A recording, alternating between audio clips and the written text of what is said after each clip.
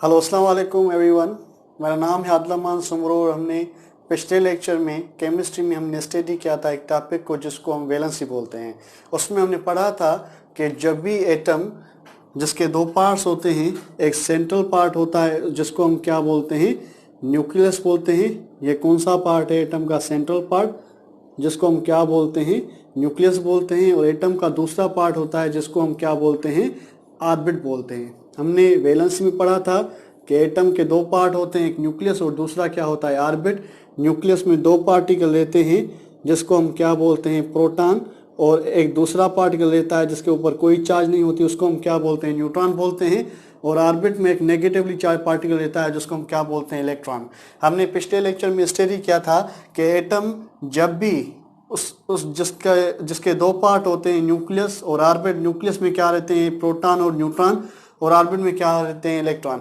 जब भी इस एटम के अंदर, न्यूक्लियस के अंदर प्रोटॉन और न्यूट्रॉन का तादाद इंक्रीज होता है तो प्रोटॉन पे होती है पॉजिटिव चार्ज। इसका नंबर इंक्रीज होने की वजह से प्रोटॉन में रिपल्शन होती है, और प्रोटॉन की रिपल्शन की वजह से प्रोटॉन न्यूट्रॉन के साथ भी टकराता है, और इस टकराव की वजह से, कोलिजन की वजह से इनकी एनर्जी बहुत ज़्यादा हो जाती है। तो न्यूक्लियस की एनर्जी बढ़ जाती है प्रोटॉन और न्यूट्रॉन के इंक्रीज और कोलिजन होने की वजह से इंक्रीज हो जाती है। तो ये प्रोटॉन जो न्यूट्रॉन होते हैं जो न्यूक्लियस में रहते हैं, ये ब्रेक डाउन होकर तीन रेडिएशन पैदा करते हैं। एक रेडिएशन होता है जिसको हम क्या बोलते हैं, अल्फा। दूसरा रेडिएशन होता है जिसको हम क्या बोलते हैं, बीटा।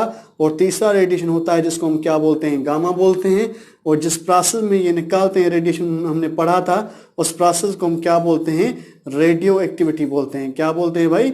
रेडियो एक्टिविटी बोलते हैं। तो जब भी एटम न्यूक्लियस के हिसाब से अनस्टेबल होता है, यानी न्यूक्लियस की एनर्जी बढ़ जाती है इनके नंबर इंक्रीज और कोलिजन की वजह से, तो ये एनर्जी को डिक्रीज करने के लिए पार्टिकल प्रोटॉन और न्यूट्रॉन ब्रेक डाउन होते हैं, तीन रेडिएशन पैदा करते हैं। प्रोसेस को हम क्या बोलते हैं, रेडियो एक्टिविटी, जिससे ये न्यूक्लियस अपनी एनर्जी क्या करता है, कम करता है। उसके अलावा हमने पढ़ा था कि ऑर्बिट में क्या रहते हैं, इलेक्ट्रॉन रहते हैं। और इलेक्ट्रॉन कितने रहते हैं? एक फार्मूला था 2n²। इस फार्मूला की वजह से हम इलेक्ट्रॉन को ऑर्बिट के अंदर फिल करते हैं, और फिल करने वाले प्रोसेस को हम क्या बोलते हैं, इलेक्ट्रॉनिक कॉन्फ़िगरेशन बोलते हैं। तो ऑर्बिट के अंदर इलेक्ट्रॉन रहते हैं, और इलेक्ट्रॉनिक कॉन्फ़िगरेशन की वजह से हम ऑर्बिट के अंदर इलेक्ट्रॉन को फिलअप करते हैं। हमने पढ़ा था कि नॉर्मली जो ऑर्बिट होते हैं उनके अंदर इलेक्ट्रॉन या तो 2 होने चाहिए या तो 8 इलेक्ट्रॉन होने चाहिए। अगर 2 इलेक्ट्रॉन हो गए तो हम कहेंगे कि ये एटम जो होता है इसके 2 इलेक्ट्रॉन कंप्लीट है ऑर्बिट के अंदर, पहले ऑर्बिट के अंदर। इस कंडीशन को हम क्या बोलते हैं, डुप्लेट। और हमने पढ़ा था कि जब 8 इलेक्ट्रॉन आउटर ऑर्बिट में, जिसको वैलेंस शेल बोलते हैं, उसमें पूरे होंगे तो हम कहते हैं कि इस एटम का क्या कंप्लीट होता है, ऑक्टेव कंप्लीट होता है। तो ऑर्बिट में इलेक्ट्रॉन जो है या तो 2 होने चाहिए या तो 8, यानी एटम का या तो डुप्लेट कंप्लीट होना चाहिए या ऑक्टेव कंप्लीट होना चाहिए, तभी जो एटम होता है ऑर्बिट के हिसाब से स्टेबल होता है। तो नेचर में 2 किस्म के एटम हमने पढ़े थे पिछले लेक्चर में। एक एटम ऐसे होते हैं जिसमें ये कंडीशन होती है, जिसमें ऑर्बिट के अंदर या तो 2 इलेक्ट्रॉन होते हैं या तो 8 इलेक्ट्रॉन होते हैं, यानी उसका डुप्लेट और ऑक्टेव कंप्लीट होता है, उसकी एनर्जी कम होती है। उन एटम को हम स्टेबल एटम बोलते हैं, लाइक हीलियम एंड नियॉन। और दूसरे एटम ऐसे थे जिसके अंदर ये 2 या 8 इलेक्ट्रॉन मौजूद नहीं थे, तो वो एटम क्या करते हैं, अपनी एनर्जी को डिक्रीज करने के लिए इलेक्ट्रॉन या तो 2 लाते हैं या तो 8 इलेक्ट्रॉन अपने आउटर मोस्ट शेल में लाते हैं। ये कैसे लाते हैं, इलेक्ट्रॉन को लॉस या गेन करके। तो इलेक्ट्रॉन को लॉस या गेन करके एटम जो होता है स्टेबिलिटी को अचीव करता है, और इस एबिलिटी को हम क्या बोलते हैं, वैलेंसी बोलते हैं। ठीक है भाई, हमने पढ़ा था वैलेंसी एक एबिलिटी होती है एटम की, जिसमें एटम जो होता है क्या करता है, अपनी स्टेबिलिटी को अचीव करने के लिए, यानी डुप्लेट या ऑक्टेव कंप्लीट करने के लिए इलेक्ट्रॉन को लॉस करता है। और जितना इलेक्ट्रॉन लॉस करता है उतना ही बॉन्ड फॉर्म करता है। और नंबर ऑफ इलेक्ट्रॉन लॉस और formation, number of bond formed by an atom को हम क्या बोलते हैं, उस एटम की वैलेंसी बोलते हैं। जब भी एटम ऐसा करता है ऑर्बिट के हिसाब से स्टेबल होने के लिए, इलेक्ट्रॉन को लॉस या गेन करता है, नंबर को हम क्या कहेंगे, वैलेंसी। तो जब भी इलेक्ट्रॉन लॉस या गेन करता है तो उसके अंदर प्रोटॉन और न्यूट्रॉन, पहले इलेक्ट्रॉन लॉस या गेन नहीं किए थे तो प्रोटॉन और न्यूट्रॉन का तादाद बराबर था, उसकी चार्ज भी क्या थी, न्यूट्रल थी। यानी जितने पॉजिटिव चार्ज थे उतने ही नेगेटिव चार्ज। एटम क्या था, न्यूट्रल था। पर जब भी एटम क्या शो करता है, वैलेंसी, यानी जब भी एटम स्टेबिलिटी को अचीव करने के लिए इलेक्ट्रॉन लॉस या गेन करता है तो चार्जेस का डिफरेंस होता है। यहाँ तो प्रोटॉन बढ़ जाते हैं इलेक्ट्रॉन से, यहाँ तो इलेक्ट्रॉन्स बढ़ जाते हैं प्रोटॉन से। जब ये चार्जेस का डिफरेंस पैदा होता है तो इलेक्ट्रॉन की लॉस या गेन होने की वजह से तो इस एटम के ऊपर क्या पैदा होती है, चार्ज पैदा होती है। यानी एटम क्या बन जाता है, एक चार्ज्ड एटम बन जाता है। फॉर एग्जांपल ये एक एटम है फॉर एग्जांपल सोडियम। हमने पढ़ा है सोडियम का एटॉमिक नंबर कितना है, 11। यानी जितने प्रोटॉन रिप्रेजेंट करता है कि इसके न्यूक्लियस के अंदर 11 प्रोटॉन है और न्यूट्रल होगा, चार्ज 0 है। यानी इलेक्ट्रॉन भी कितने होंगे, 11 होंगे। और उसको अरेंज करेंगे इलेक्ट्रॉनिक कॉन्फ़िगरेशन के हिसाब से तो के शेल में कितने इलेक्ट्रॉन्स आएंगे, 2 इलेक्ट्रॉन्स। एल शेल में कितने इलेक्ट्रॉन्स आएंगे, 8 इलेक्ट्रॉन्स। अभी भी एक इलेक्ट्रॉन बचा और अभी भी इलेक्ट्रॉन बचा तो एम शेल में कितने आए इलेक्ट्रॉन्स आएंगे, 1 इलेक्ट्रॉन आएगा। अभी हम देखें कि जो सोडियम एटम है, जैसा कि इसको 7 इलेक्ट्रॉन चाहिए ऑक्टेव को कंप्लीट करने के लिए, पर कोई भी एटम हो नेचर में वो 7 इलेक्ट्रॉन इस सोडियम को नहीं देता अपना ऑक्टेव कंप्लीट करने के लिए। तो ये सोडियम जो होता है ये 1 इलेक्ट्रॉन को क्या करता है, लॉस करता है। ये क्या करता है, इलेक्ट्रॉन को लॉस करवाता है। जैसा कि इसके पास 11 प्रोटॉन थे, अभी क्या किया इसने, 1 इलेक्ट्रॉन को क्या कर दिया, लॉस कर दिया। अभी इसके ऊपर कितने इलेक्ट्रॉन्स बचे हैं, 10 इलेक्ट्रॉन है और प्रोटॉन कितने हैं, 11। अभी 10 प्रोटॉन 10 इलेक्ट्रॉन की चार्ज को बैलेंस करेंगे, पर प्रोटॉन की चार्ज जो है वो विजिबल हो जाएगी, उसको कोई भी इलेक्ट्रॉन नहीं है जो इस चार्ज को मेंटेन करे, इसलिए इसके ऊपर कौन सी चार्ज पैदा हो जाएगी, प्लस चार्ज हो जाएगी, पैदा हो जाएगी। यानी एटम क्या हो जाएगा, चार्ज हो जाएगा। उसके अलावा दूसरा हम एटम देखते हैं लाइक ए फ्लोरीन। फ्लोरीन भी एक एटम है, उसका एटॉमिक नंबर कितना है, हमने पढ़ा है 9। यानी प्रोटॉन 9 है, न्यूट्रल स्टेट में, तो इलेक्ट्रॉन भी कितने होंगे, 9 होंगे भाई। उसको अरेंज करते हैं ऑर्बिट के अंदर, इलेक्ट्रॉनिक कॉन्फ़िगरेशन करते हैं तो के शेल में कितने इलेक्ट्रॉन्स आएंगे, 2। उसके अलावा बहुत अच्छा, उसके अलावा जो एल शेल उसमें कितने इलेक्ट्रॉन्स आएंगे, 7 इलेक्ट्रॉन्स आएंगे। अगर हम देखें कि आउटर मोस्ट शेल में कितने इलेक्ट्रॉन्स आने चाहिए, पहले शेल को अलावा 8 इलेक्ट्रॉन्स आने चाहिए, पर इसके पास कितने इलेक्ट्रॉन है, 7 इलेक्ट्रॉन्स हैं। तो ये 7 इलेक्ट्रॉन लॉस नहीं करेगा पर 1 इलेक्ट्रॉन गेन करेगा। सपोज ये सोडियम इलेक्ट्रॉन लॉस कर रहा था, इसने 1 इलेक्ट्रॉन क्या कर लिया, गेन कर लिया। 1 इलेक्ट्रॉन क्या कर लिया भाई, गेन कर लिया। अभी 9 प्रोटॉन थे, 9 इलेक्ट्रॉन थे और चार्ज को क्या कर रहे थे, बैलेंस। अभी इसने 1 इलेक्ट्रॉन गेन कर लिया, इसने क्या कर लिया भाई, 1 इलेक्ट्रॉन गेन कर लिया। ठीक है भाई, जब 1 इलेक्ट्रॉन गेन करेगा तो के शेल में 2 इलेक्ट्रॉन्स अगेन, एल शेल में कितने इलेक्ट्रॉन्स आए जाएंगे, 8। अभी कितने इलेक्ट्रॉन्स हो गए भाई, 10 इलेक्ट्रॉन्स हो गए। अभी 9 प्रोटॉन थे, 9 इलेक्ट्रॉन को चार्ज की बैलेंस करेंगे पर 1 इलेक्ट्रॉन की चार्ज विजिबल हो जाएगी, तो इस फ्लोरीन के ऊपर कौन सी चार्ज पैदा हो जाएगी, नेगेटिव चार्ज पैदा हो जाएगी। मतलब कहने का, जब भी एटम जो होता है न्यूक्लियस के हिसाब से अनस्टेबल होता है तो रेडियो एक्टिविटी शो करता है, ठीक है, और एटम के ऊपर कोई भी चार्ज पैदा नहीं होती। पर जब भी एटम ऑर्बिट के हिसाब से अनस्टेबल होता है और वैलेंस शो करता है तो इलेक्ट्रॉन को लॉस या गेन करता है। इस लॉस या गेन होने की वजह से एटम पे चार्ज पैदा होती है, पॉजिटिव या नेगेटिव चार्ज पैदा होती है। और ये जो चार्ज एटम बन जाता है, ऐसी स्पेशी जिसके ऊपर चार्ज हो, ऐसी स्पेशी को हम क्या बोलते हैं, आयन बोलते हैं। क्या बोलते हैं भाई, आयन। आयन क्या होता है, एक ऐसी स्पेशी होती है, स्पेशी एटम भी हो सकता है, हमने देखा, जिसके ऊपर पॉजिटिव या नेगेटिव चार्ज होती है।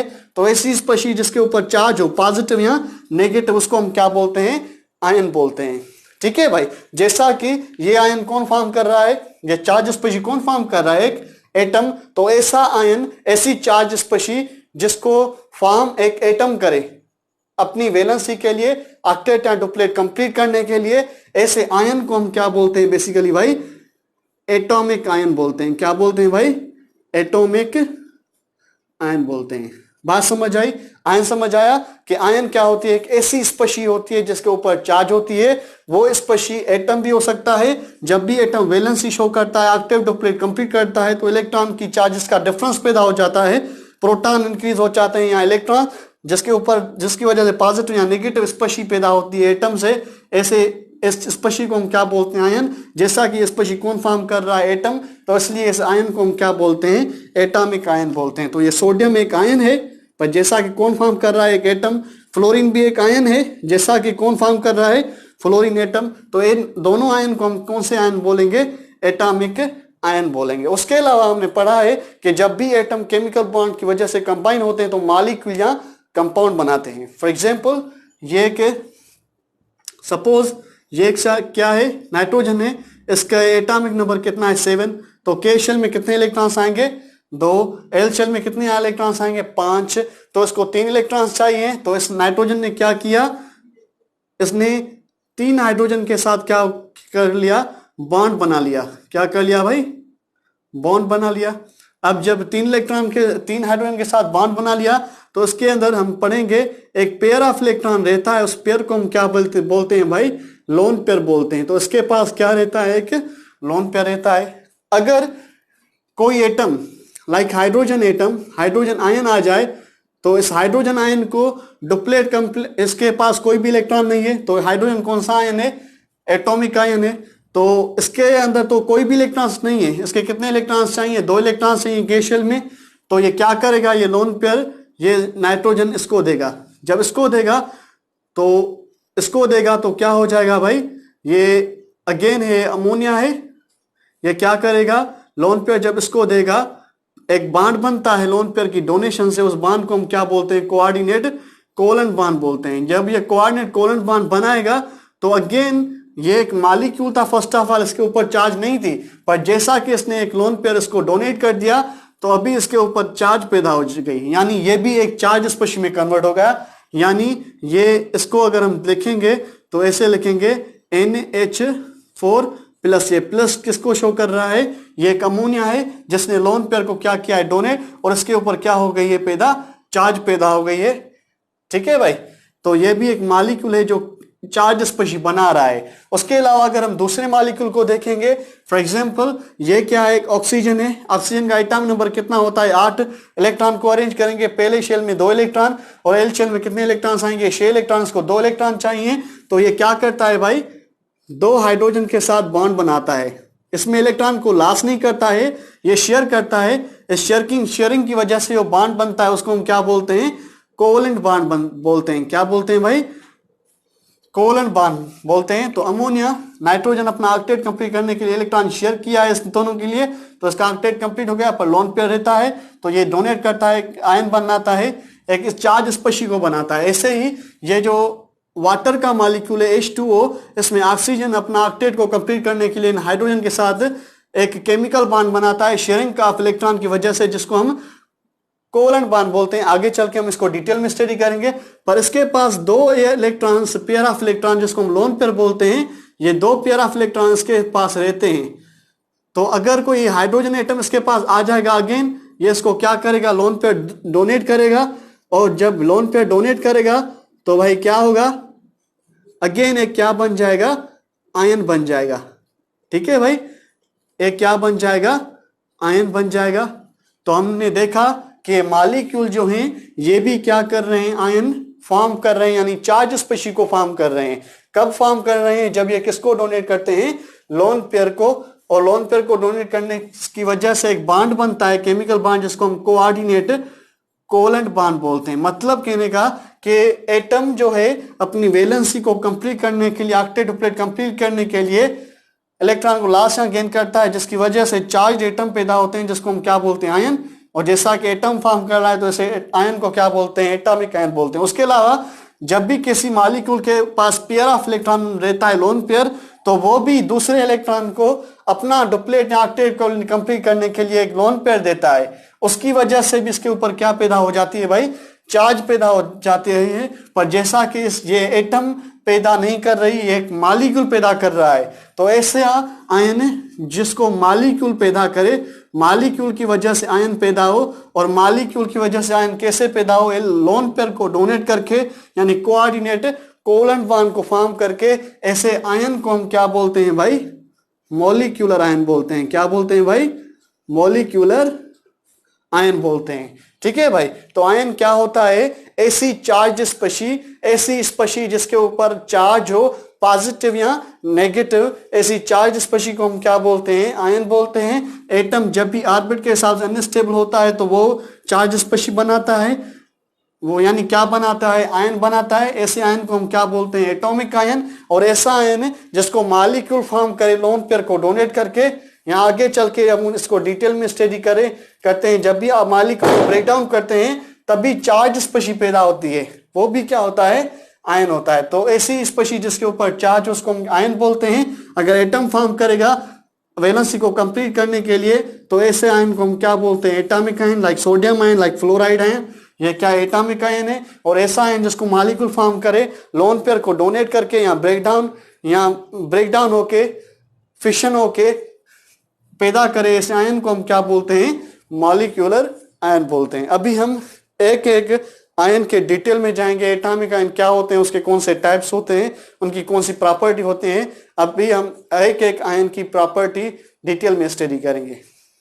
ठीक है भाई, अभी हम जो है एटॉमिक आयन को स्टडी करेंगे, उसके टाइप्स को अभी डिटेल में स्टडी करेंगे। तो अभी हम एटॉमिक आयन को देखते हैं। हमने पढ़ा कि जब भी एटम जो होता है ऑर्बिट के हिसाब से अनस्टेबल होता है तो वो जो एटम होता है वो बेसिकली क्या करता है? इलेक्ट्रॉन को लॉस या गेन करता है। जब एटम इलेक्ट्रॉन को लॉस या गेन करता है तो उसकी वजह से इलेक्ट्रॉन और प्रोटॉन का नंबर चेंज हो जाता है, और इलेक्ट्रॉन और प्रोटॉन का नंबर चेंज होने की वजह से एटम के ऊपर चार्ज पैदा होती है, यानी एक आयन पैदा होता है। उस आयन को हम क्या बोलते हैं? एटॉमिक आयन बोलते हैं। लाइक हमने देखा कि सोडियम जो इलेक्ट्रॉन को लॉस कर रहा है तो उसके ऊपर प्लस चार्ज आ रही है, फिर उसमें जो फ्लोरीन है वो इलेक्ट्रॉन को क्या कर रहा है? गेन कर रहा है, उसके ऊपर नेगेटिव चार्ज आ रही है। तो ये पॉजिटिव या नेगेटिव चार्ज जो भी एक एटम के ऊपर आती है जब भी इलेक्ट्रॉन को लॉस या गेन करता है तो एक एटम का आयन बनता है। उस एटम के आयन को हम क्या बोलते हैं? एटॉमिक आयन बोलते हैं। जैसा कि हमने देखा कि जब भी सोडियम इलेक्ट्रॉन को लॉस करता है तो उसके प्रोटॉन के चार्जेस बढ़ जाते हैं, इसके ऊपर पॉजिटिव चार्ज आती है। और इलेक्ट्रॉन जब भी ये जो फ्लोरीन है ये इलेक्ट्रॉन गेन करता है तो इलेक्ट्रॉन बढ़ जाते हैं, जिसकी वजह से इसके ऊपर नेगेटिव चार्ज आती है। तो एटॉमिक आयन चार्जेस के हिसाब से दो टाइप्स का होता है। एक ऐसा एटॉमिक आयन होता है जिसके ऊपर पॉजिटिव चार्ज होती है, और एक ऐसा एटॉमिक आयन होता है जिसके ऊपर नेगेटिव चार्ज होती है। इस चार्ज के बेसिस पे एटॉमिक आयन के दो टाइप्स होते हैं। ऐसा एटॉमिक आयन जिसके ऊपर पॉजिटिव चार्ज हो, ऐसे एटॉमिक आयन को हम क्या बोलते हैं? कैटायन बोलते हैं। क्या बोलते हैं भाई? कैटायन बोलते हैं। और ऐसा एटॉमिक आयन जिसके ऊपर नेगेटिव चार्ज हो, ऐसे एटॉमिक आयन को हम क्या बोलते हैं? एनायन बोलते हैं। ठीक है भाई, तो एटॉमिक आयन के दो टाइप्स होते हैं। ऐसा एटॉमिक आयन जिसके ऊपर पॉजिटिव चार्ज हो उसके क्या बोलेंगे? कैटायन। और जिसके ऊपर नेगेटिव चार्ज हो उसको हम क्या बोलते हैं? एनायन बोलते हैं। अब सवाल पैदा होता है जिसके ऊपर पॉजिटिव चार्ज होती है उसको कैटायन क्यों बोलते हैं, और जिसके ऊपर नेगेटिव चार्ज होती है ऐसे आयन को एनायन क्यों बोलते हैं? इसका रीजन ये है, आगे चल के हम स्टडी करेंगे कि जब भी हम इलेक्ट्रोकेमिस्ट्री पढ़ते हैं तो उसमें एक डिवाइस होता है जो इलेक्ट्रिकल एनर्जी को केमिकल एनर्जी में कन्वर्ट करता है। ठीक है, उसको हम क्या बोलते हैं? इलेक्ट्रोलाइटिक सेल बोलते हैं। और ये इलेक्ट्रोलाइटिक सेल होता है, उसमें एक रॉड होती है जिसको बैटरी से हम कंडक्ट करते हैं। ऐसी रॉड को हम क्या बोलते हैं? इलेक्ट्रोड बोलते हैं।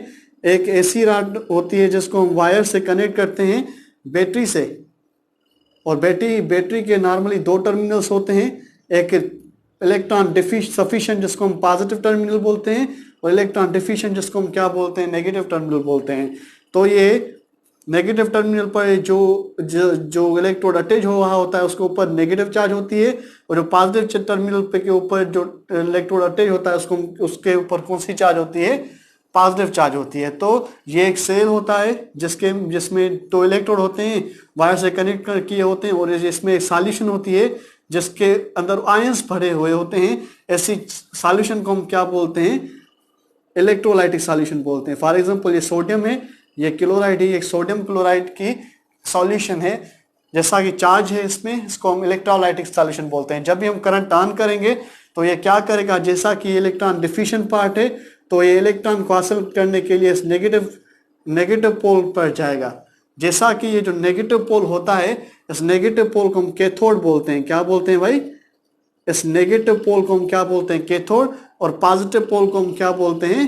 एनोड बोलते हैं। जैसा कि ये एक इलेक्ट्रोलाइटिक सेल है जिसमें ये इलेक्ट्रोलाइटिक सॉल्यूशन है, उसमें ये 2 इलेक्ट्रोड है जो वायर्स के साथ बैटरी से कनेक्ट हुए होते हैं। तो जब भी हम बैटरी से को ऑन करते हैं, करंट को ऑन करते हैं, तो क्या होता है, ये जो सोडियम आयन है जैसा कि इसके ऊपर पॉजिटिव चार्ज है, ये न्यूट्रल होने के लिए ये कैथोड के ऊपर जाएगी या नेगेटिव पोल पे जाएगी। नेगेटिव पोल के पे जाके वो इलेक्ट्रॉन को क्या करेगी, हासिल करेगी।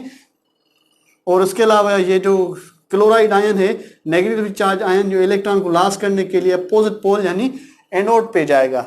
ठीक है भाई, इस प्रोसेस को, जिस प्रोसेस में आयन अपोजिट पोल पे जा रहे हैं, इलेक्ट्रॉन को लॉस या गेन कर रहे हैं, इस प्रोसेस को हम क्या बोलते हैं, इलेक्ट्रोलाइसिस बोलते हैं। आगे चल के हम स्टडी करेंगे इसको हम क्या बोलते हैं, इलेक्ट्रोलाइसिस। और ये जो सेल होता है इसको हम इलेक्ट्रोलाइटिक सेल बोलते हैं। तो जब भी इलेक्ट्रोलाइटिक सेल के अंदर ये इलेक्ट्रोलाइसिस प्रोसेस होता है जिसमें आयंस अपोजिट पोल में मूव करते हैं, तो ये पॉजिटिव चार्ज जो आयन होता है ऑलवेज कहां पर मूव करता है, कैथोड पर, और नेगेटिवली चार्ज आयन ऑलवेज किस पे में मूव करता है, एनोड पर। तो जैसा कि ये कैथोड पे मूव करता है पॉजिटिवली चार्ज आयन, इसलिए इस कैथोड से हमने क्या लिया है, केट। और जैसा कि ये आयन है, तो ऐसा आयन जो इलेक्ट्रोलाइसिस के दौरान इलेक्ट्रोलाइटिक सेल में कैथोड की तरफ मूव करे, ऐसे आयन को हम क्या बोलते हैं, केटायन बोलते हैं। और ऐसा आयन जो, जैसा कि ये नेगेटिव चार्ज आयन एनोड की तरफ जा रहा है, और हमने एनोड से ये NaNO लिया, और जैसा कि आयन जा रहा है इसलिए इसको हम एनायन बोलते हैं। ठीक है भाई, तो एटॉमिक आयन चार्जेस के बेसिस पे यहाँ तो पॉजिटिव होता है, यहाँ तो नेगेटिव। जो पॉजिटिव होता है वो इलेक्ट्रोलाइसिस के दौरान कहाँ पर जाता है, कैथोड पर, इसलिए इसको हम क्या बोलते हैं, पॉजिटिव चार्ज आयन को क्या बोलते हैं हम, केटायन। और ऐसा आयन जो इलेक्ट्रोलाइसिस के दौरान एनोड के ऊपर जाए, ऐसे आयन को हम क्या बोलते हैं भाई, एनायन बोलते हैं। तो ये केटायन होता है। केटायन क्या होता है, ऐसा आयन जिसके ऊपर कौन सी चार्ज होती है, पॉजिटिव चार्ज होती है। और इसको हम केटायन क्यों बोलते हैं, क्योंकि ये इलेक्ट्रोलाइसिस के दौरान कहां पर मूव करता है भाई, कैथोड की तरफ मूव करता है, इसलिए इस पॉजिटिवली चार्ज आयन को हम क्या बोलते हैं, कैटायन बोलते हैं। और ऐसा आयन जिसके ऊपर कौन सी चार्ज हो, नेगेटिव चार्ज हो, और ये इलेक्ट्रोलाइसिस के दौरान, ये क्या है भाई, इलेक्ट्रोलाइसिस है, इस इलेक्ट्रोलाइसिस के दौरान ये मूव करे कहां पर, एनोड पर, इसलिए हम इसको हम क्या बोलते हैं, एनायन बोलते हैं। अभी हम इस केटायन को देखेंगे कि ये केटायन कैसे फॉर्म हो रहा है। जैसा कि हमने देखा कि जो एटम होता है ये केटायन तक कब फॉर्म करता है, हमने देखा कि जो एटम होता है उसके अंदर, सपोज ये एक एटम है, कोई भी एक से एक एटम है, उसके अंदर प्रोटॉन है, और उसके अलावा किसमें क्या है, इलेक्ट्रॉन है। ये जब बराबर होते हैं तो इसके ऊपर चार्ज 0 होती है, पर ये प्रोटॉन बढ़ जाते हैं। प्रोटॉन तो न्यूक्लियस में वो लास्ट हैं तो नहीं होंगे, जब ये इलेक्ट्रॉन निकल जाते हैं तो प्रोटॉन की चार्ज बढ़ जाती है। जब प्रोटॉन की चार्ज बढ़ जाती है तभी ये जो एटम होता है वो पॉजिटिव चार्ज आयन में कन्वर्ट हो जाता है, यानी केटायन में कन्वर्ट हो जाता है। पर जब भी इलेक्ट्रॉन की चार्ज बढ़ जाती है तो किस में कन्वर्ट हो जाता है, एनायन में कन्वर्ट हो जाता है। तो केटायन कैसे बनता है, जब भी एक एटम क्या करता है, इलेक्ट्रॉन, जब भी कोई एटम इलेक्ट्रॉन को क्या करता है, लॉस करता है। जब भी कोई एटम इलेक्ट्रॉन को क्या करेगा, लॉस करेगा, तो जाहिर प्रोटॉन की चार्ज ग्रेटर हो जाएगी किससे, इलेक्ट्रॉन पे से, इसलिए कौन सा आयन पैदा हो जाएगा, केटायन पैदा हो जाएगा। ऐसा आयन जो इलेक्ट्रॉन के लॉस की वजह से पैदा हो, जिसमें पॉजिटिव चार्ज ग्रेटर देन हो इलेक्ट्रॉन से, और इलेक्ट्रोलाइसिस के दौरान कैथोड पर मूव करे, ऐसे पॉजिटिव चार्ज आयन को हम क्या बोलते हैं, केटायन बोलते हैं। उसके अलावा ये जो एनायन होता है, जैसा कि ये पैदा होता है जब भी एक एटम जो है, ये क्या है, सपोज एक एटम है, वो एटम क्या करता है, इलेक्ट्रॉन गेन करता है। जब भी कोई एटम इलेक्ट्रॉन क्या करता है, गेन करता है, तो क्या होता है बेसिकली, तो नंबर ऑफ जो इलेक्ट्रॉन्स होते हैं वो बढ़ जाते हैं किससे, प्रोटॉन्स से, इसलिए इसके ऊपर क्या पैदा हो जाती है, नेगेटिव चार्ज। तो ऐसा आयन जो इलेक्ट्रॉन को गेन करे, जब गेन करे तो उसके अंदर इलेक्ट्रॉन की चार्ज बढ़ जाए प्रोटॉन से, और वो इलेक्ट्रोलाइसिस के दौरान एनोड की तरफ जाए, ऐसे आयन को हम क्या बोलते हैं, एनायन बोलते हैं। तो एटॉमिक आयन यहाँ तो पॉजिटिव चार्ज होगा, कैसे बनेगा, इलेक्ट्रॉन को लॉस करके, प्रोटॉन की चार्जेस बढ़ जाएंगे इलेक्ट्रॉन से, और इलेक्ट्रोलाइसिस में कैथोड तरफ जाएगा, तो ऐसे पॉजिटिव चार्ज आयन को क्या बोलेंगे, केटायन। और ऐसा आयन जो इलेक्ट्रॉन को गेन करे, इलेक्ट्रॉन की चार्जेस बढ़ जाए प्रोटॉन से, और इलेक्ट्रोलाइसिस के दौरान एनोड की तरफ जाए, ऐसे आयन को हम क्या बोलते हैं, एनायन बोलते हैं। अगर हम देखेंगे इसका एटम जो पेरेंट एटम जो कैटायन फॉर्म कर रहा है और जो पेरेंट एटम जो एनायन फॉर्म कर रहा है, ऐसा एटम जो इलेक्ट्रॉन को लॉस करता है यानी प्रोटॉन की चार्ज बढ़ जाती है यानी कैटायन फॉर्म करता है, ऐसे एटम को हम क्या बोलते हैं? मेटल एटम बोलते हैं। क्या बोलते हैं भाई? मेटल एटम बोलते हैं। जो ऐसा एटम जिसके अंदर जो इलेक्ट्रॉन से एटम इलेक्ट्रॉन लॉस करें यानी क्या बनाए? कैटायन बनाए वैलेंस सी की वजह से, ऐसे एटम को हम क्या बोलते हैं? मेटल एटम बोलते हैं। तो मेटल एटम जो होते हैं जब भी केमिकल रिएक्शन शो करते हैं तो उसके दौरान इलेक्ट्रॉन को क्या करते हैं? लॉस करते हैं यानी पॉजिटिव चार्ज ग्रेटर हो जाती है इलेक्ट्रॉन से, और कैथोड इलेक्ट्रोलाइसिस के दौरान कैथोड पे जाते हैं तो मेटल एटम ही कौन सा आयन बनाते हैं? कैटायन बनाते हैं। और ऐसे एटम जो इलेक्ट्रॉन को लॉस ना करें पर गेन करें, ऐसे एटम को हम क्या बोलते हैं भाई? नॉन मेटल एटम बोलते हैं। तो जो भी नॉन मेटल एटम होते हैं लाइक फ्लोरीन, ये एक नॉन मेटल एटम है, सोडियम एक मेटल एटम है, ये फ्लोरीन नॉन मेटल एटम है, तो ये इलेक्ट्रॉन गेन करेगा, नेगेटिव चार्ज आएगी और इलेक्ट्रोलाइसिस के दौरान एनोड पे जाएगा। तो नॉन मेटल एटम ऑलवेज कौन सा आयन फॉर्म करते हैं? एनायन फॉर्म करते हैं। अगर हम इसके मेटल को न्यूट्रल स्टेज में देखें तो मेटल के न्यूट्रल स्टेज में भी उसके अंदर क्या होगी? उसकी सर्टेन साइज होगी। इस साइज को हम एटम की जो साइज होती है, ये न्यूक्लियस होता है, ये क्या होता है? ऑर्बिट। न्यूक्लियस से लेके एक आउटर मोस्ट ऑर्बिट तक जो एटम की साइज होती है, उस साइज को, उस डिस्टेंस को हम क्या बोलते हैं? एटॉमिक ऑर्बिट बोलते हैं। क्या बोलते हैं भाई? एटॉमिक ऑर्बिट बोलते हैं। अगर हम न्यूट्रल एटम को देखेंगे तो एटॉमिक ऑर्बिट बनता है दो चीजों से। अगर हम देखेंगे तो जैसे सपोज एटम है और इसका ये न्यूक्लियस है और ये क्या है? ऑर्बिट जिसमें इलेक्ट्रॉन्स मौजूद हैं। अगर हम देखेंगे कि जो न्यूक्लियस के अंदर पॉजिटिव चार्ज हैं वो ऑलवेज इलेक्ट्रॉन को अट्रैक्ट करती हैं, सेंटर की तरफ खींचती हैं, तो सेंटर की तरफ खींचने की वजह से इलेक्ट्रॉन इस अट्रैक्शन की वजह से न्यूक्लियस का करीब आता जाता है, और ऐसे एटम जिसके अंदर ये इलेक्ट्रोस्टैटिक फोर्स ज्यादा होता है उसकी वजह से साइज क्या होती है? डिक्रीज होती है। इस इफेक्ट ऑफ इलेक्ट्रोस्टैटिक फोर्स को हम क्या बोलते हैं भाई? जेड इफेक्ट बोलते हैं। क्या बोलते हैं भाई? जेड इफेक्ट बोलते हैं। जेड इफेक्ट क्या होता है? ये एक इफेक्ट होता है। किस फोर्स का इफेक्ट होता है? इलेक्ट्रोस्टैटिक फोर्स का इफेक्ट होता है, जो कौन अप्लाई करता है? न्यूक्लियस ऑफ प्रोटॉन का, न्यूक्लियस जो प्रोटॉन में मौजूद होते हैं इलेक्ट्रॉन पर, जिसकी वजह से साइज क्या हो जाती है? डिक्रीज। ऐसे इफेक्ट को हम क्या बोलते हैं भाई? जेड इफेक्ट बोलते हैं। उसके अलावा जो एटम के जो ऑर्बिट होते हैं जरा उसमें इलेक्ट्रॉन होते हैं, और इलेक्ट्रॉन को क्या करते हैं भैया? आउटर मोस्ट ऑर्बिट और निचले वाला ऑर्बिट वाला इलेक्ट्रॉन एक दूसरे को क्या करते हैं? रिपेल। और इस रिपल्शन की वजह से इलेक्ट्रॉन से दूर जाते हैं और साइज क्या हो जाती है? इंक्रीज हो जाती है। इस इफेक्ट को हम क्या बोलते हैं? शील्डिंग इफेक्ट बोलते हैं। क्या बोलते हैं भाई? शील्डिंग इफेक्ट या स्क्रीनिंग इफेक्ट बोलते हैं।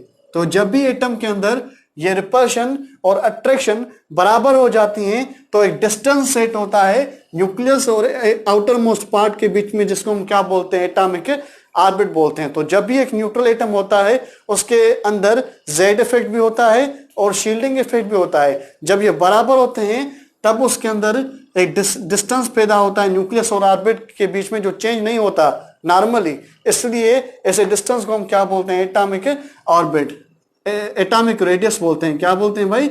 एक ऐसे डिस्टेंस को हम क्या बोलते हैं? एटॉमिक रेडियस बोलते हैं। तो एटॉमिक रेडियस क्या होता है? ऐसा डिस्टेंस जो दो एटम के बीच में हो। कब हो? जब एटम के अंदर शील्डिंग इफेक्ट और जेड इफेक्ट यानी रिपल्शन वाला इफेक्ट और अट्रैक्शन वाला इफेक्ट क्या हो जाएं? बराबर हो जाएं, तब जो एटम का डिस्टेंस पैदा होता है न्यूक्लियस और ऑर्बिट के बीच में, इसको हम क्या बोलते हैं भाई? एटॉमिक रेडियस बोलते हैं। अगर हम देखेंगे न्यूट्रल एटम के अंदर ये दोनों बराबर होते हैं तब भी न्यूट्रल एटम की कुछ ना कुछ साइज होती है। अगर ये न्यूट्रल एटम मेटल होता तो ये क्या करेगा भाई? इसके अंदर नॉर्मली नंबर ऑफ इलेक्ट्रॉन बहुत ज्यादा होते हैं मेटल के अंदर, रिपल्शन बहुत ज्यादा होती है, जेड इफेक्ट ज्यादा होता है, सॉरी रिपल्शन ज्यादा होता है तो शील्डिंग इफेक्ट ज्यादा होता है। शील्डिंग इफेक्ट ज्यादा होने की वजह से जो मेटल का जो एटम होता है उसका ऑर्बिट न्यूक्लियस से बहुत दूर चला जाता है, यानी उसके अंदर नॉर्मली जो मेटल का एटम होता है उसका रेडियस क्या होता है? बहुत ज्यादा होता है। मेटल जो एटम होते हैं जो इलेक्ट्रॉन को लॉस करते हैं क्यों लॉस करते हैं, इसका रीजन क्या है? इसका रीजन ये है कि जो मेटल एटम होता है उसके अंदर नंबर ऑफ इलेक्ट्रॉन ज्यादा होते हैं, जिसकी वजह से शील्डिंग इफेक्ट ज्यादा होता है। शील्डिंग इफेक्ट ज्यादा होने की वजह से न्यूक्लियस से ऑर्बिट का डिस्टेंस ज्यादा होता है, यानी एटॉमिक रेडियस बहुत ज्यादा होता है। इसके एटम की साइज बहुत ज्यादा होती है, तो न्यूक्लियस आउटर मोस्ट शेल वाले इलेक्ट्रॉन पर अट्रैक्शन नहीं लगा सकता, तो दूसरे एटम पर भी अट्रैक्शन इलेक्ट्रॉन्स पर कम लगा सकेगा, इसलिए वो इलेक्ट्रॉन गेन नहीं करता है, इलेक्ट्रॉन को लॉस करता है। और कौन सा आयन बनाते हैं भाई?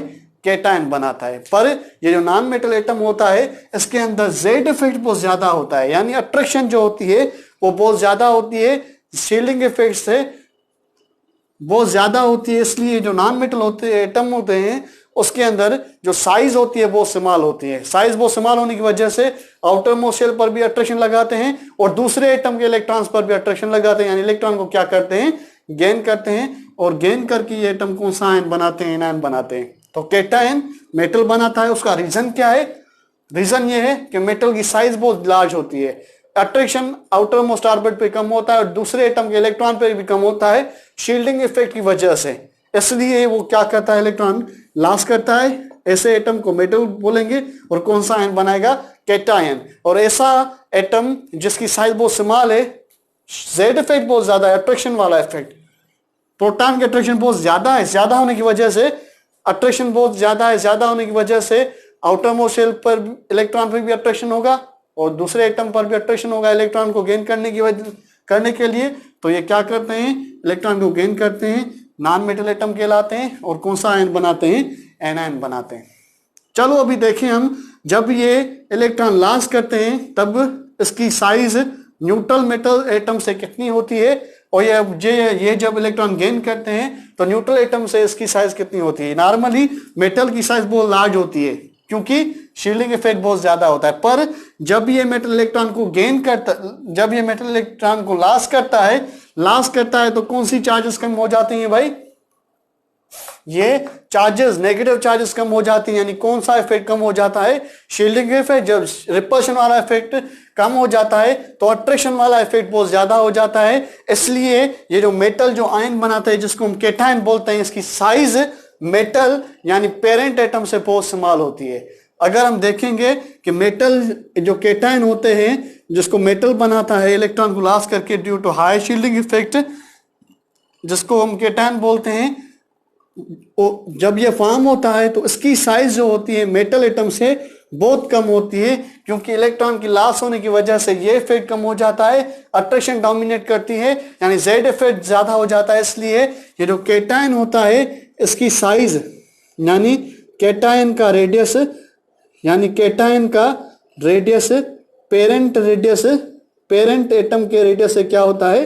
कम होता है। यानी जो पेरेंट एटम है मेटल एटम, उससे इसका साइज बहुत क्या होता है? स्मॉल होता है। जैसा कि साइज बहुत स्मॉल होता है क्योंकि जेड इफेक्ट बढ़ गया, साइज क्या होता है? नॉर्मली कैटायन का पॉजिटिव चार्ज एटम का क्या होता है?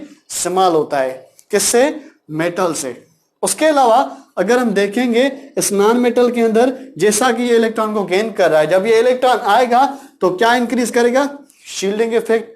नॉर्मली कौन सा इफेक्ट ज्यादा था? Z effect. पर इलेक्ट्रॉन आया तो कौन सा इफेक्ट बढ़ गया? शील्डिंग इफेक्ट बढ़ गया जेड इफेक्ट से, तो साइज क्या हो जाएगी? इंक्रीज हो जाएगी।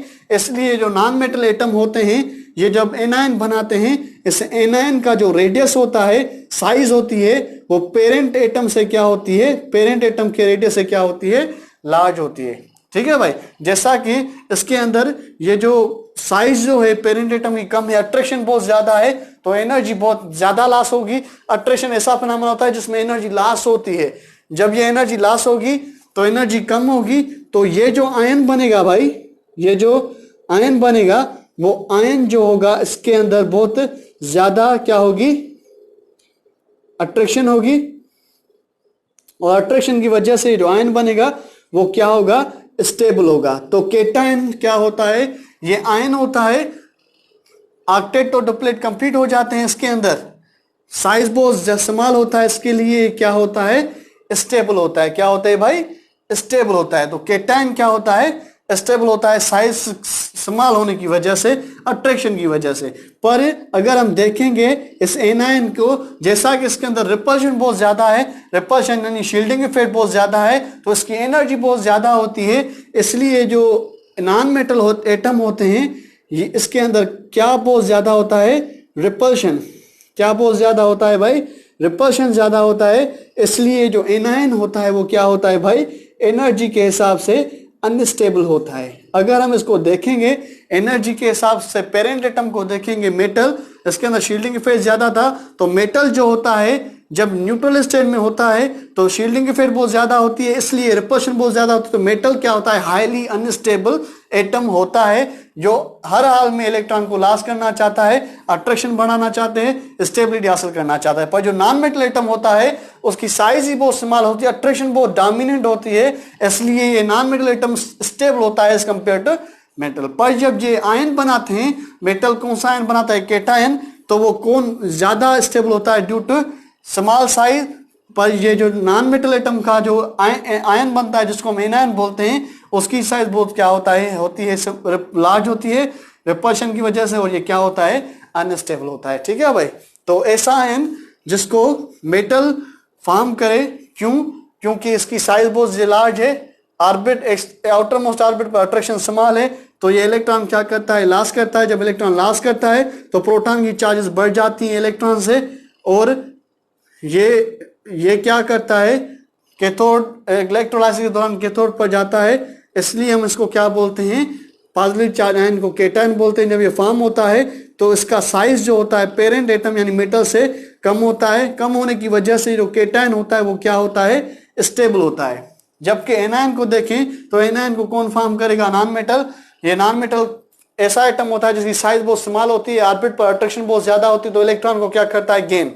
साइज स्मॉल होने की वजह से इलेक्ट्रॉन को गेन करता है, तो इलेक्ट्रॉन की चार्जेस क्या हो जाती है, प्रोटॉन से बढ़ जाती हैं, और इलेक्ट्रोलाइसिस फिनोमेना के दौरान ये किसके पास जाता है, एनोड के पास। इसलिए नेगेटिव चार्ज आयन को हम क्या बोलते हैं, एनायन। जब ये फॉर्म होता है तो इसके अंदर शील्डिंग इफेक्ट बढ़ जाता है, यानी इसका रेडियस पेरेंट एटम के रेडियस से ज्यादा होता है, और ये कौन सा आयन होता है, अनस्टेबल आयन होता है। यानी कैटायन से एनायन, कैटायन स्टेबल होता है, एनायन क्या होता है, अनस्टेबल होता है। जब भी नॉर्मल जिस एटम की वैलेंसी फिक्स होती है, हमने पिछले लेक्चर में स्टडी किया था, उसको हम रिप्रेजेंटेटिव एलिमेंट्स बोलते हैं, उनकी वैलेंसी क्या होती है, फिक्स होती है। जब भी रिप्रेजेंटेटिव एलिमेंट वाला मेटल इलेक्ट्रॉन को लॉस करता है तो उसकी नेमिंग में कोई चेंजिंग नहीं आती। फॉर एग्जाम्पल ये एक सोडियम है, ये न्यूट्रल स्टेट में क्या है, सोडियम, पर ये इलेक्ट्रॉन को लॉस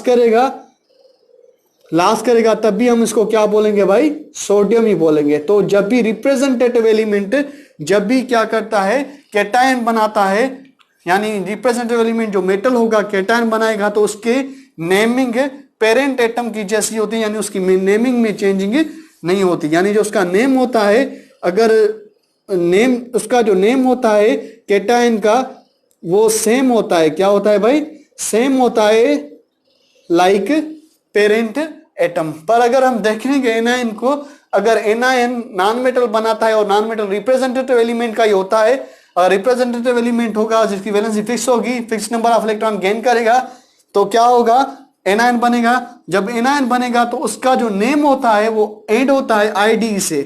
किससे भाई, आईडी। ये पेरेंट एटम के सामने हम आईडी लगाते हैं तो ये किसका नाम बन जाता है, एनायन का नाम बन जाता है। फॉर एग्जाम्पल ये एक न्यूट्रल एटम है फ्लोरीन, फ्लोरीन है भाई, ठीक है भाई, फ्लोरीन है, पर इसने क्या किया, इलेक्ट्रॉन गेन करेगा, तो इसका नेम क्या था, फ्लोरीन, फ्लोरीन। अगर हम इसका नाम लिखेंगे तो जैसा कि एनायन है, लास्ट लेटर को रिमूव करके हम क्या, लास्ट जो लेटर होता है, लास्ट जो लेटर्स होते हैं उसको रिमूव करके हम क्या देंगे, आईडी लगाएंगे, तो ये कौन सा क्या बनेगा, फ्लोराइड। ये फ्लोराइड क्या है, एक एनायन है, ठीक है भाई। उसके अलावा अगर हम देखेंगे कि एक दूसरा आइटम है ऑक्सीजन, क्या है भाई, ये ओ न्यूट्रल है तो क्या होगा, ऑक्सीजन। इसके लास्ट लेटर रिमूव करेंगे और ये 2 इलेक्ट्रॉन गेन करेगा, तो ये क्या होगा, एक दूसरा एक एनायन बनेगा। इस एनायन को हम क्या बोलेंगे, ऑक्साइड बोलेंगे। मतलब कि जो कैटायन होते हैं उसका जब भी वो बनते हैं तो उसके नेम सिमिलर होते हैं पेरेंट एटम के जैसे, पर जो एनायन होते हैं जब भी बनते हैं उसका नेम ऑलवेज एंड होता है किससे, आईडी से। ठीक है भाई, तो ये स्टेबल होते हैं, ये क्या होते हैं, अनस्टेबल होते हैं। ठीक है भाई, समझ आया कि एटॉमिक आयन जब भी ऑर्बिट के हिसाब से एटम अनस्टेबल होता है तो इलेक्ट्रॉन को लास्ट गेन करता है, इसकी वजह से चार्ज एटम बनता है जिसको हम एटॉमिक आयन बोलते हैं। उसमें ऐसे एटम जिसकी साइज वो लार्ज होती है इलेक्ट्रॉन को लास्ट करते हैं, जिसको मेटल बोलते हैं। वो क्या करते हैं, इलेक्ट्रॉन को जब लास्ट करते हैं तो पॉजिटिव चार्ज बढ़ जाती हैं इलेक्ट्रॉन से, और ये इलेक्ट्रोलाइसिस के दौरान कैथोड की तरफ मूव करते हैं। ऐसे आयन को हम केटायन बोलते हैं। जब ये फॉर्म होते हैं तो इसका जब ये जो फॉर्म होते हैं केटायन, जब भी क्या होंगे, फॉर्म होंगे, तो उसकी साइज जो होती है पेरेंट एटम से कम होती है, जिसकी वजह से वो स्टेबल होते हैं। और जब भी फॉर्म होते हैं रिप्रेजेंटेटिव एलिमेंट के, उसके नेम में चेंजिंग नहीं होता। उसके अलावा जो ये एनायन होते हैं, एनायन एक ऐसे एटम होते हैं जिसके एटम की पेरेंट एटम की साइज बहुत स्मॉल होती है और ऑर्बिट की अट्रैक्शन बहुत ज्यादा होती है। ये इलेक्ट्रॉन को क्या करते हैं, गेन करते हैं और इलेक्ट्रोलाइसिस के दौरान एनोड की तरफ जाते हैं। इस नेगेटिव चार्ज आयन को हम क्या बोलते हैं, एनायन। जब ये फॉर्म होते हैं तो इसकी साइज पेरेंट एटम की से बहुत ज्यादा होती है, रिपल्शन की वजह से ये क्या होते हैं, अनस्टेबल होते हैं। और जब भी फॉर्म होते हैं तो इसका नाम किससे एंड होता है, आईडी से एंड होता है। ऐसे आयन को हम क्या बोलते हैं, एनायन बोलते हैं। ठीक है भाई, अगर हम देखेंगे ट्रांजिशन एलिमेंट को जिसकी वैलेंसी फिक्स नहीं होती है, वो भी क्या होते हैं, मेटल ही होते हैं। पर जब भी वो क्या करते हैं, इलेक्ट्रॉन, जब भी वो ट्रांजिशन एटम जो होते हैं इलेक्ट्रॉन को लास्ट करते हैं, यानी वो भी क्या बनाते हैं, केटायन बनाते हैं, तो उसके नेम में चेंजिंग होती है according to number of electron lost or gain. जितने इलेक्ट्रॉन्स वो लास्ट या गेन करते हैं उसके बेसिस पे उसके नेम में चेंजिंग आती है। फॉर एग्जांपल ये आयरन होता है, ये आयरन क्या होता है कि ट्रांजिशन एलिमेंट होता है। ये इलेक्ट्रॉन लास्ट करता है, या तो 2 इलेक्ट्रॉन लास्ट करता है या तो 3 इलेक्ट्रॉन लास्ट करता है। अगर 2 इलेक्ट्रॉन लास्ट करेगा तो इसके ऊपर चार्ज आएगी Fe+2। अगर 3 इलेक्ट्रॉन लास्ट करेगा तो 3 प्रोटॉन की चार्ज अपियर होगी, जिसको हम क्या करेंगे, Fe+3। जैसा कि इसकी वैलेंसी फिक्स नहीं है, वैलेंसी फिक्स नहीं है तो इसकी वैलेंसी 2 है, एक कम है और एक ज्यादा है। तो जब भी ये ट्रांजिशन एलिमेंट केटायन फॉर्म करेंगे यानी इलेक्ट्रॉन को लास्ट करेंगे तो इसके नेमिंग में चेंजिंग होती है। जो ये स्मॉल जो केटायन होता है जिसकी वैलेंसी कम होती है और उसका जो नेम होता है ऑलवेज हम एंड करते हैं OUS से। किससे भाई, OUS आखिर में क्या लगा, OUS लगाते हैं और आखिरी लेटर रिमूव करके जिसकी वैलेंसी बहुत ज्यादा होती है उसको हम IC से रिप्रेजेंट करते हैं, 1 से। यानी जो जिसकी वैलेंसी ज्यादा कम होगी उस ट्रांजिशन एलिमेंट का नेम किससे एंड होगा, OUS से। अगर वैलेंसी ज्यादा है उस एटम की तो उसका नाम किससे एंड होगा, IC से। हमने नेमिंग में पढ़ा था कि ये आयरन होता है, लैटिन वर्ड से लिया गया है फिरस से, लैटिन वर्ड फिरम से लिया गया है। हम UM रिमूव करेंगे, अगर ये +2 वाला है तो OUS लगाएंगे तो इसका नाम क्या हो जाएगा भाई, फिरस। क्या हो जाएगा, फिरस। ये फिरस क्या होता है, Fe2+ कम वैलेंसी वाला आयरन वाला आयन। अगर हम Fe3+ वाला है तो उसका नेम किससे एंड करेंगे, IC से, तो इसका नाम क्या बनेगा, फिरिक। क्या बनेगा भाई, फिरिक बनेगा। ऐसा ही कॉपर होता है, वो 1 इलेक्ट्रॉन भी लॉस करता है, 2 इलेक्ट्रॉन भी लॉस करता है। अगर 1 इलेक्ट्रॉन लॉस करेगा तो हम क्या बोलेंगे उसको, Q+। अगर 2 इलेक्ट्रॉन लॉस करेगा उसको हम क्या बोलेंगे, क्यूप्रिक बोलेंगे। ठीक है भाई, तो केटायन अगर रिप्रेजेंटेटिव एलिमेंट फॉर्म करेगा तो उसके नेमिंग में चेंज नहीं होगी, पर अगर केटायन ट्रांजिशन एलिमेंट फॉर्म कर रहा है तो उसके नेमिंग में चेंज होगी अकॉर्डिंग टू वैलेंसी। अगर ज्यादा है तो 1, अगर कम है तो उसका नेम एंड होगा OUS से। पर जो एनायन होता है जिसको नॉन मेटल फॉर्म करते हैं उसका नेम ऑलवेज एंड होता है किससे, ID से। ठीक है भाई, तो इसे इन दोनों आयन को हम क्या बोलते हैं भाई, एटॉमिक आयन बोलते हैं। अब अभी हम एटॉमिक आयन यानी केटायन और जो एनायन होते हैं इसके ऊपर की चार्ज कितनी होती है उसके बेसिस पे हम इसके टाइप्स पढ़ेंगे। ठीक है भाई, अभी हम एटॉमिक आयन के टाइप्स स्टडी करेंगे जो हमने पहले किए थे, केटायन और एनायन। इसके टाइप्स अभी हम स्टडी करेंगे, एटॉमिक आयन, केटायन, एनायन के अंदर बेसिस ऑफ वैलेंसी। तो वैलेंसी हमने पढ़ा है कि ऐसी प्रॉपर्टी होती है, ऐसे एबिलिटी होती है एटम की जैसे कि वो इलेक्ट्रॉन को लॉस या गेन करता है।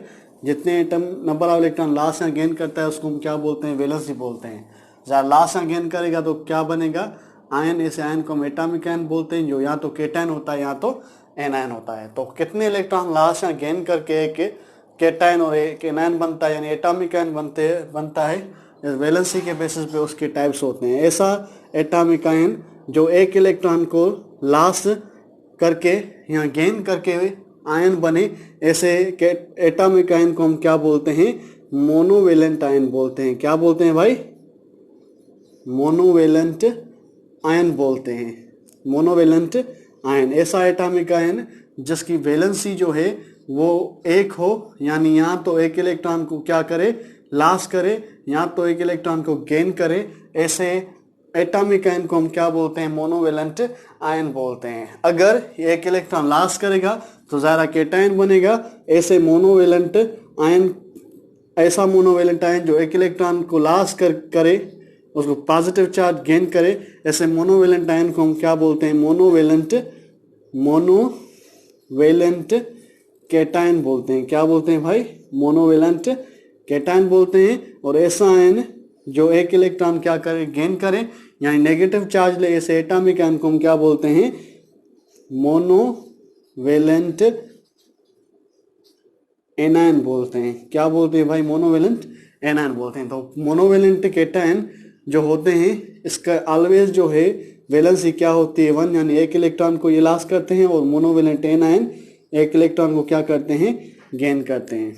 ठीक है भाई। तो वो कौन से एटम होते हैं? हमने पढ़े थे कि जो फर्स्ट ग्रुप एलिमेंट्स होते हैं उसके आउटर मोस्ट शेल में एक इलेक्ट्रॉन होता है। जायरा इसको 7 इलेक्ट्रॉन चाहिए, तो इसको कोई इलेक्ट्रॉन देता नहीं, इसलिए इलेक्ट्रॉन को क्या करते हैं? लॉस करते हैं। तो जो फर्स्ट ग्रुप जो एलिमेंट होते हैं उनकी ऑलवेज जो वैलेंसी होती है वो क्या होती है? +1 होती है, हाइड्रोजन को छोड़ के, क्योंकि उसकी साइज क्या होती है? कम, वो नॉन मेटल होती है। तो फर्स्ट ग्रुप जो एलिमेंट होते हैं उसकी वैलेंसी +1 होती है, यानी वो भी मेटल होते हैं।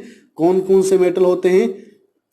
Lithium, sodium, potassium, rubidium, caesium और फ्रांशियम।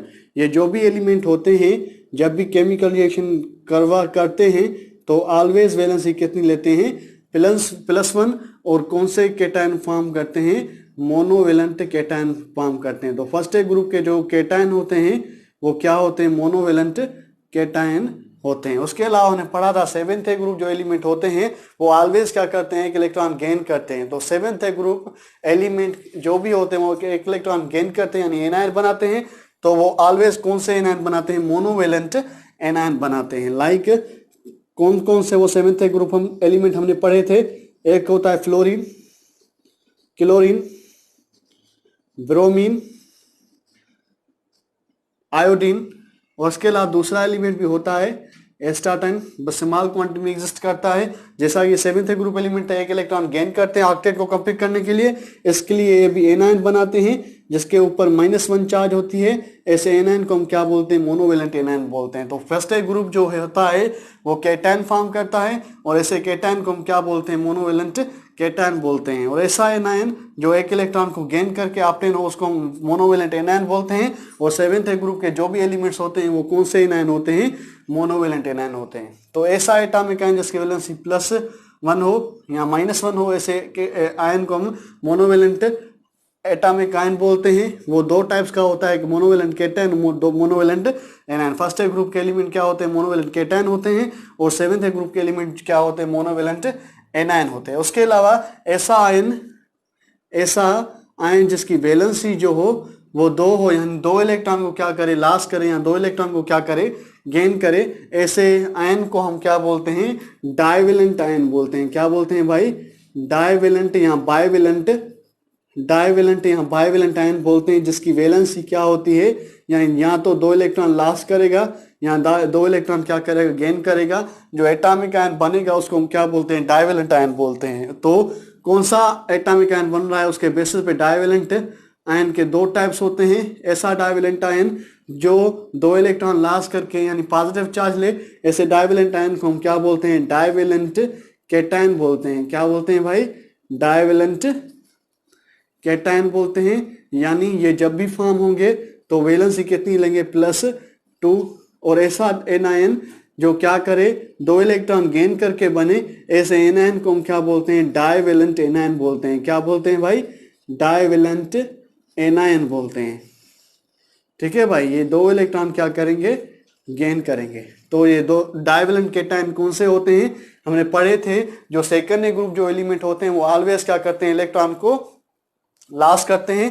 कितने इलेक्ट्रॉन को लॉस करते हैं, 2। क्यों, क्योंकि उसको 6 इलेक्ट्रॉन चाहिए पर उनको कोई देता नहीं इलेक्ट्रॉन ऑक्टेट कंप्लीट करने के लिए, इसलिए 2 इलेक्ट्रॉन को क्या करते हैं, लॉस करते हैं। तो secondary group always cation form करते हैं, मेटल होते हैं, और ऑलवेज कौन से केटायन फॉर्म करते हैं, डाइवेलेंट केटायन फॉर्म करते हैं। वो कौन से एलिमेंट होते हैं, हमने पढ़े हैं, एक होता है बेरिलियम, उसके अलावा दूसरा होता है मैग्नीशियम, तीसरा एलिमेंट होता है कैल्शियम, चौथा एलिमेंट होता है स्टांटियम, पांचवा एलिमेंट होता है बेरियम, और उसके अलावा 6th एलिमेंट होता है जिसको हम क्या बोलते हैं, रेडियम बोलते हैं। तो ये जो भी एलिमेंट हैं, 6 एलिमेंट हैं, ये सेकेंड ग्रुप एलिमेंट कहलाते हैं, और इनकी ऑलवेज वैलेंसी क्या होती है, +2, यानी ये केटायन फॉर्म करते हैं, मेटल होते हैं, पर इन केटायन को हम क्या बोलते हैं, डाइवेलेंट केटायन बोलते हैं। तो second group always cation form करते हैं, पर कौन से केटायन भाई, डाइवेलेंट केटायन। उसके अलावा हमने पढ़ा है 6th ग्रुप जो एलिमेंट होते हैं उसके आउटर मोस्ट शेल में 6 इलेक्ट्रॉन होते हैं, और 2 इलेक्ट्रॉन को चाहिए ऑक्टेट या डुप्लेट कंप्लीट करने के लिए, तो इसलिए ये 2 इलेक्ट्रॉन लेते हैं 6th ग्रुप एलिमेंट, इसलिए वो कौन से एनायन कहलाते हैं, डाइवेलेंट एनायन, यानी उसकी वैलेंसी क्या होती है, -2 होती है। तो 6th ग्रुप एलिमेंट कौन कौन से होते हैं, हमने पढ़े हैं। फर्स्ट ऑफ ऑल क्या होता है, ऑक्सीजन, उसके अलावा सल्फर, उसके अलावा सेलेनियम, उसके अलावा टेलिनियम, उसके अलावा पोलोनियम। ये जो भी एलिमेंट होते हैं ये 6th एलिमेंट एक ग्रुप एलिमेंट कहलाते हैं, क्योंकि इसका आउटर मोशन में 6 इलेक्ट्रॉन्स होते हैं और ये 2 इलेक्ट्रॉन को गेन करते हैं ऑलवेज, इसलिए इनकी वैलेंसी क्या होती है, ऑलवेज -2 होती है। यानी ये कौन से एनायन, कौन से आयन बनाते हैं, एनायन बनाते हैं, और कौन से एनायन बनाते हैं, डाइवेलेंट एनायन बनाते हैं। तो वैलेंसी के बेसिस पे आयन के 2 टाइप्स, मोनोवेलेंट और डाइवेलेंट। मोनोवेलेंट एटॉमिक आयन ऐसा जिसकी वैलेंसी +-1 होती है, तो वैलेंसी कौन सी होगी उसके बेसिस मोनोवेलेंट आयन के 2 types, monovalent cation 1st group वाले और मोनोवेलेंट एनायन 7th ग्रुप वाले। उसके अलावा डाइवेलेंट जिसकी वैलेंसी +-2 होती है, वैलेंसी कौन सी होती है उसके बेसिस 2 टाइप्स डाइवेलेंट है, केटायन जो 2nd ग्रुप के होते हैं, डाइवेलेंट एनायन जो 6th ग्रुप एलिमेंट के होते हैं। उसके अलावा कुछ ऐसे एलिमेंट भी होते हैं, कुछ ऐसे एटम भी होते हैं जो 2 से ज्यादा इलेक्ट्रॉन को लॉस या 2 से ज्यादा इलेक्ट्रॉन को गेन करते हैं। ऐसे हम बेसिकली ऐसे आयन को, ऐसे एटॉमिक आयन को पॉलीवेलेंट एटॉमिक आयन बोलते हैं। ठीक है भाई, तो ये जो है, ये सा जो है मैं अभी रब कर रहा हूँ मोनोवेलेंट आयन वाला। ठीक है भाई, समझ आया। मोनोवेलेंट जो एनायन होते हैं वो बेसिकली 2 प्रकार के होते हैं, एक केटायन और एनायन। 1st ग्रुप वाले ऑलवेज कौन से आयन केटायन बनाते हैं, मोनोवेलेंट केटायन, और 7th ग्रुप वाले डाइवेलेंट केटायन एनायन। उसके अलावा जो डाइवेलेंट एटॉमिक आयन होते हैं वो उसके भी 2 टाइप्स होते हैं, डाइवेलेंट केटायन 2nd ग्रुप वाले, डाइवेलेंट एनायन 6th ग्रुप वाले। उसके अलावा ऐसा आयन जिसका ऐसा एटॉमिक आयन जो फॉर्म हो बहुत सारे इलेक्ट्रॉन को लॉस करके वो 2 से ज्यादा हो, ऐसे लॉस या गेन करके वो 2 से ज्यादा हो, ऐसे आयन को हम क्या बोलते हैं, पॉलीवेलेंट एटॉमिक आयन बोलते हैं। जो भी दो टाइप्स का होता है, तो पॉलीवेलेंट आयन ऐसा आयन होता है जो 2 से ज्यादा इलेक्ट्रॉन को लॉस या गेन करके बनता है। तो कितने इलेक्ट्रॉन को लॉस या गेन करके बनता है उसके बेसिस पे पॉलीवेलेंट केटायन के 2 टाइप्स होते हैं। पॉलीवेलेंट केटायन के टाइप्स होते हैं कुछ ऐसा पॉलीवेलेंट केटायन जो बने 3 इलेक्ट्रॉन को लॉस करके या 3 इलेक्ट्रॉन को गेन करके, ऐसे पॉलीवेलेंट एनायन को हम ट्राइवेलेंट एनायन बोलते हैं। क्या बोलते हैं भाई, ट्राइवेलेंट आयन बोलते हैं। जो कितने इलेक्ट्रॉन को लॉस या गेन करके बनेगा, 3 इलेक्ट्रॉन को लॉस या गेन करके बनेगा, ऐसे पॉलीवेलेंट आयन को हम क्या बोलते हैं, ट्राइवेलेंट आयन बोलते हैं। तो वो 2 किस्म का होता है on the basis of charge. एक क्या होता है बेसिकली ऐसा ट्राइवेलेंट आयन जिसकी वैलेंसी +3 हो, यानी 3 इलेक्ट्रॉन को लॉस करके बने, उसको हम क्या बोलते हैं, ट्राइवेलेंट केटायन बोलते हैं। क्या बोलते हैं भाई, ट्राइवेलेंट केटायन। और ऐसा ट्राइवेलेंट आयन जो बने 3 इलेक्ट्रॉन को गेन करके, उसको हम क्या बोलते हैं, ट्राइवेलेंट एनायन बोलते हैं। तो अगर हम देखेंगे तो ट्राइवेलेंट केटायन कौन से होते हैं, हमने पढ़े थे जो 3rd ग्रुप जो एलिमेंट होते हैं हमने उसमें पढ़े थे जो थर्ड ए ग्रुप एलिमेंट होते हैं उसके आउटर मोस्ट शेल में 3 इलेक्ट्रॉन्स होते हैं। 3 इलेक्ट्रॉन्स होने की वजह से इनको 5 इलेक्ट्रॉन्स की नीड होती है, पर इनको कोई 5 इलेक्ट्रॉन नहीं देता, इसलिए क्या करते हैं 3 इलेक्ट्रॉन को लॉस करते हैं। जैसा कि इसमें एक एलिमेंट होता है बोरान, उसकी साइज बहुत स्मॉल होती है तो इलेक्ट्रॉन को लॉस नहीं करता, वो बेसिकली नॉन मेटल होता है। इसलिए बोरान के अलावा जो भी एलिमेंट होते हैं 3A ग्रुप में वो ऑलवेज इलेक्ट्रॉन को क्या करते हैं, लॉस करते हैं। यानी कितने इलेक्ट्रॉन को लॉस करते हैं, 3 इलेक्ट्रॉन को लॉस करते हैं। और कौन सा आयन बनाते हैं, ट्राइवेलेंट कैटायन बनाते हैं। वो कौन से होते हैं, एल्यूमिनियम, गैलियम, इंडियम, उसके अलावा थैलियम। ये जो भी एलिमेंट्स होते हैं ये थर्ड ए ग्रुप एलिमेंट होते हैं। ये ऑलवेज कौन सी चार्ज लेते हैं, +3, यानी ये कौन से आयन बनाते हैं, ट्राइवेलेंट कैटायन बनाते हैं। उसके अलावा बोरान जो है ट्राइवेलेंट कैटायन नहीं बनाता, वो ऑलवेज इलेक्ट्रॉन गेन करता है, तब भी गेन करेगा इलेक्ट्रॉन, कोई इसको इलेक्ट्रॉन देगा नहीं। जो 3 इलेक्ट्रॉन होते हैं वो अकेले फॉर्म में होते हैं, इस इलेक्ट्रॉन को अनपेयर इलेक्ट्रॉन बोलते हैं। उनको पेयरिंग करने के लिए 3 इलेक्ट्रॉन्स लेगा, फिर भी इसको इलेक्ट्रॉन की गेन ज़्यादा पड़ेगी, ज़रूरत पड़ेगी, नीड पड़ेगी। तो इसलिए जो बोरान होता है वो कभी भी अपना ऑक्टेट कंप्लीट नहीं कर सकता और वो इलेक्ट्रॉन लॉस भी नहीं कर सकता, इसलिए वो ये कैटायन नहीं बनाता। पर वो ऑलवेज इलेक्ट्रॉन को गेन करता है, 3 इलेक्ट्रॉन्स को। वो कौन सा आयन बनाता है, ट्राइवेलेंट एनायन बनाता है। तो ऐसा एनायन जिसके जो 3 इलेक्ट्रॉन को गेन करके बने उसको हम क्या बोलते हैं, ट्राइवेलेंट एनायन बोलते हैं। तो हमने पढ़े थे जो 5th ग्रुप एलिमेंट होते हैं उनके आउटर मोस्ट में 5 इलेक्ट्रॉन्स होते हैं, उनको 3 इलेक्ट्रॉन्स चाहिए होते हैं ऑक्टेट कंप्लीट के लिए। इसलिए 5th ग्रुप एलिमेंट कौन सा आयन बनाते हैं, trivalent anion, along with 3rd group element boron. Boron भी कौन सा आयन बनाता है भाई, ट्राइवेलेंट एनायन बनाता है। तो बोरान जो है वो भी क्या होता है, 3rd ग्रुप एलिमेंट होता है, वो क्या बनाता है, ट्राइवेलेंट एनायन। उसके अलावा 5th ग्रुप एलिमेंट कौन से होते हैं भाई, नाइट्रोजन होता है, फास्फोरस होता है, आर्सेनिक होता है, उसके अलावा एंटीमनी होता है, उसके अलावा बिस्मथ होता है। ये जो भी एलिमेंट होते हैं ये 3 इलेक्ट्रॉन को नॉर्मली गेन करते हैं, यानी 3 इलेक्ट्रॉन को गेन करके ट्राइवेलेंट एनायन बनाते हैं। ठीक है भाई, तो नाइट्रोजन,